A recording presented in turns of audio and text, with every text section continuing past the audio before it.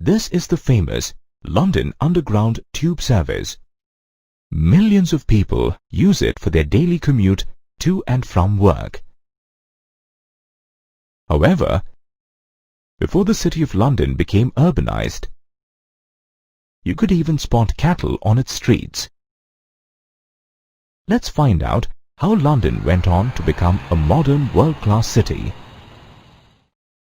London was a densely populated city even as early as 1750. However, after the Industrial Revolution, London's population increased from 6,75,000 in 1750 to about 4 million in 1880. The city gradually underwent urbanization as people migrated to it for work. Urbanization is the development of a city or town.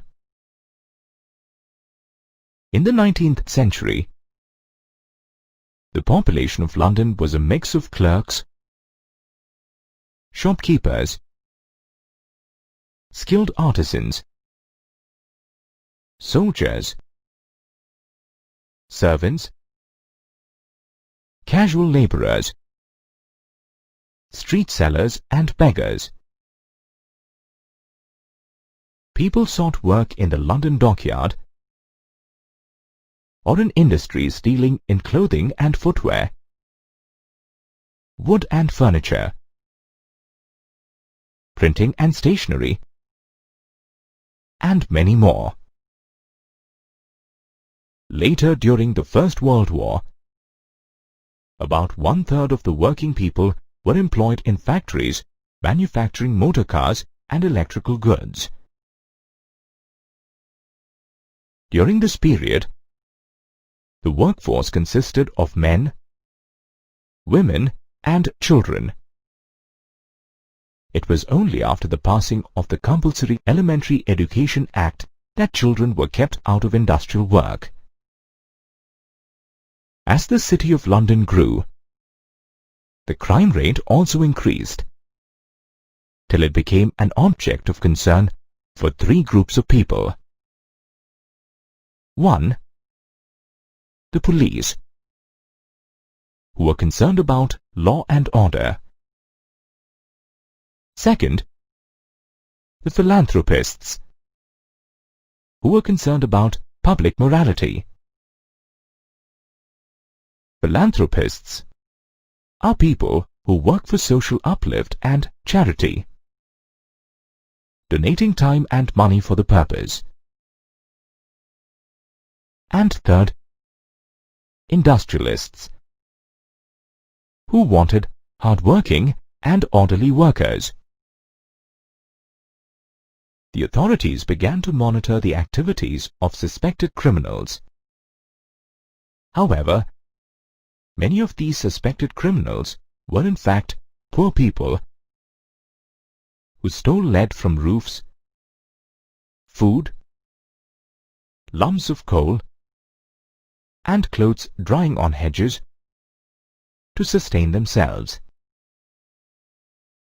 To discourage the real criminals, the authorities imposed high penalties for crimes and offered work to the deserving poor. In the late 18th century, many women worked in factories. However, technological developments soon reduced the requirement for a vast labor force, and many women lost their jobs. This forced many of them to take up work as domestic servants. Some took to tailoring or washing to supplement their family income. This, however, changed in the 20th century, as women found employment in wartime industries and offices. The promise of work continued to attract many people to the City of London, causing a severe housing shortage. Factory and workshop owners did not provide housing for their workers. Instead, workers were forced to live in cheap, run-down apartment houses, barely meeting minimal standards. Most migrant workers lived in tenements or slum-like houses, and the street was often the only place for leisure, rest and fun. This irked the wealthier citizens who simply wanted to clear away the slums. However, people soon realized the urgency for better housing for the poor. Three major concerns that led to this realization were the threat to public health, the possibility of fire hazards, and fear of social disorder.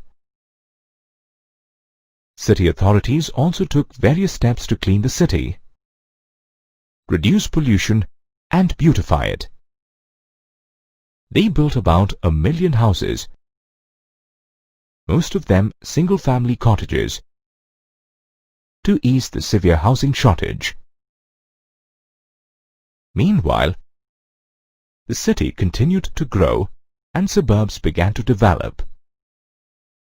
Housing blocks were now located quite far from places of work.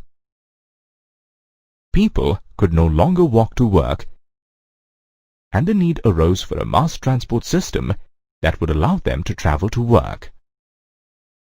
The London Underground Railway solved the problem partially by carrying approximately 10,000 passengers daily to and from the city. By 1880, the expanded train service was carrying 40 million passengers a year. However, the Underground also had its critics, who felt that it added to the city's mess and unhealthiness. Also, several houses had to be destroyed to make way for its construction. This led to a massive displacement of London's poor. Despite this, the Underground became a huge success. It allowed more people to live outside central London and travel to work with ease. Thus, the City of London could now boast of better planned suburbs and a good railway network. Cities such as Paris and London are well known for their architectural, social, and intellectual development. Their influence reaches other parts of the world. But what social and political forces caused these cities to grow and develop the way they did? Industrialization brought many people to the city in search of work and a better life. However, life in the city was tough. While people were bound by communities in the countryside, city life encouraged a spirit of individualism. The term individualism refers to a theory that promotes the liberty, rights, or independent action of the individual, rather than of the community. However, individualism did not guarantee equal rights to men and women. Instead, it largely granted the rights of men. Similarly, even political movements such as Chartism and the 10-hour movement focused on the rights of men to vote and their rights as workers. Women's rights were mostly ignored, and their role and contribution to society were limited to the domestic sphere. It was only after the women's suffrage movement that women gained the right to vote and the right to own property after marriage. The women's rights movement and the industrialization impacted the family. The family became a smaller unit than what it was earlier. People had more free hours for leisure. This soon gave rise to the situation of mass leisure on Sundays and other common holidays.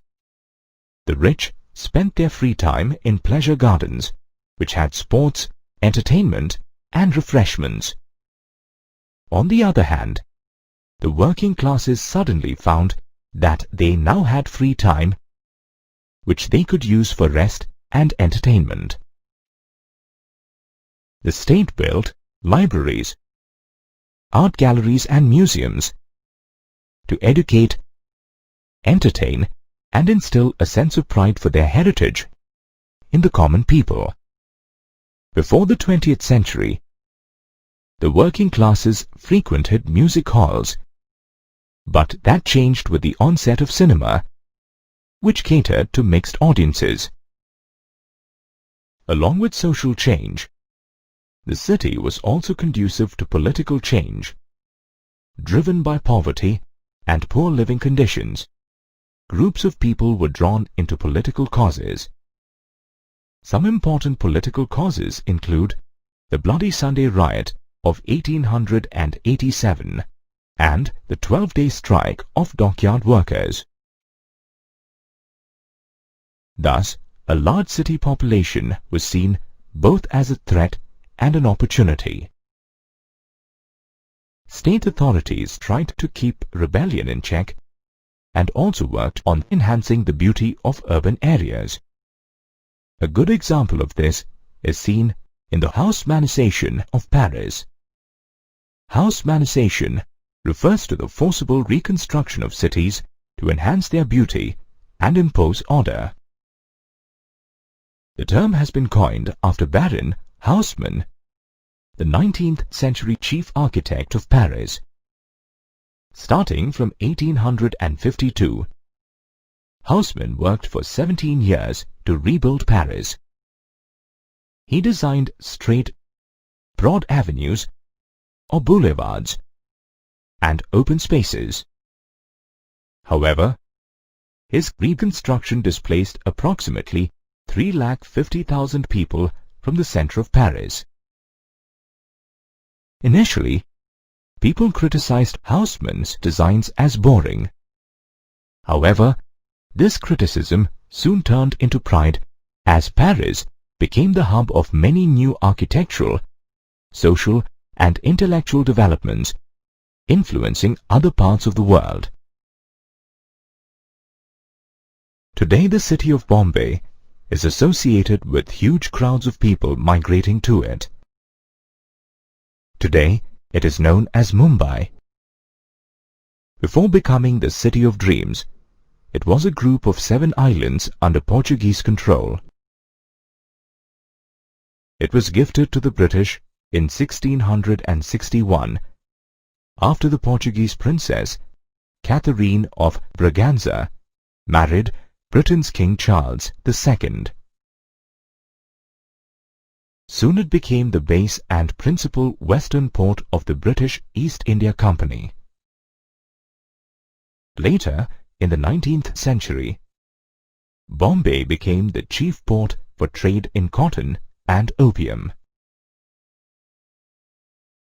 It also became the capital city of the Bombay Presidency in 1819, after the Anglo-Maratha War. The prospects of good business and profit attracted traders, bankers, artisans, and shopkeepers to the city. However, it was not just merchants who came to the city. Migrant workers were also drawn to the city, thanks to the newly established sugar and textile mills. The 2 major railway lines connecting the city made it easy for people to migrate. By the mid-1850s, Bombay had grown at a rapid pace, but without any planning. The influx of people created a crisis of housing space and water supply. While the richer Parsi, Muslim and upper caste traders and industrialists of Bombay lived in sprawling spacious bungalows, a majority of the working population lived in the thickly populated chauls of Bombay. Like the tenements in industrial London, These chauls were owned by private landlords. The living space consisted of small one-room tenements, and residents of the chauls had to share a common toilet. Since the chauls were tiny, the streets and neighborhoods became the only available space for other activities like cooking, washing, leisure, and even sleeping at times. Life for people from the lower castes was even worse. Most of them were not allowed in the chauls, leaving them no option but to live in makeshift arrangements like huts made from bamboo poles and leaves. Unlike the fears of social revolution in London that led to town planning, the Bombay plague epidemic led to the establishment of the City of Bombay Improvement Trust in 1898. However, it was unable to address the situation in totality. The condition of Bombay very often was authentically captured by the Bombay film industry. Ironically, while these films depicted a harsh city life, they also fueled the dreams of many migrants, encouraging them to come to the city. Bombay soon became the film industry capital of India, with a turnover running into millions of rupees. Since members of this film industry were themselves migrants, they could artistically express the plight of the migrants. Authorities tried to solve the space crunch caused by large-scale migration by reclaiming land from the sea. The earliest project began in 1784, when William Hornby, the then governor of Bombay, approved the building of the Great Sea Wall that prevented the flooding of the low-lying areas of Bombay. Later, in 1864, the Back Bay Reclamation Company reclaimed land from the sea, starting from the tip of the Malabar Hill to the end of Colaba. Thereafter, a string of reclamation projects continued till the 1870s. A good example of this reclamation activity is the famous Marine Drive. It was developed as part of a reclamation project undertaken by the Bombay Port Trust between 1914 and 1918. Thus, all these reclamation activities made Mumbai larger by 22 square miles from its original size. Mumbai, or Bombay, also known as the City of Dreams, has grown from an archipelago of 7 islands to the second most populous city in the world. Like Mumbai, most cities have grown and developed at the expense of the environment. Forests and hills were cleared to make space for factories, houses, buildings, schools, etc. The development of industrial factories also had its harmful effects on the environment. The black emissions from the factories was, and still is, a major source of air pollution. In the 19th century, industries and even homes relied heavily on coal. Cities such as Leeds, Bradford, and Manchester became covered by thick black fog or smog due to the release of smoke from factory chimneys. This smog posed serious health and environmental problems. However, factory owners who used coal were unwilling to spend money on technologies that would improve their machines. Besides, smoke was difficult to measure and monitor, so the factory owners escaped the responsibility easily. Therefore, laws like the Smoke Abatement Acts were unsuccessful in controlling the pollution. Even in India, places like Calcutta had a thick fog from its marshes mixing with smoke emanating from burning dung and wood, used as household fuel. However, the main polluters of air were the industries that used steam engines run on coal. The railway line added to the problem because of its use of coal. Finally, in 1863, Calcutta became the first Indian city to get smoke nuisance legislation. Although controlling domestic emissions was difficult, this act gave the inspectors of the Bengal Smoke Nuisance Commission the authority to control industrial smoke. Despite these challenges, a city has always been considered a land of opportunities.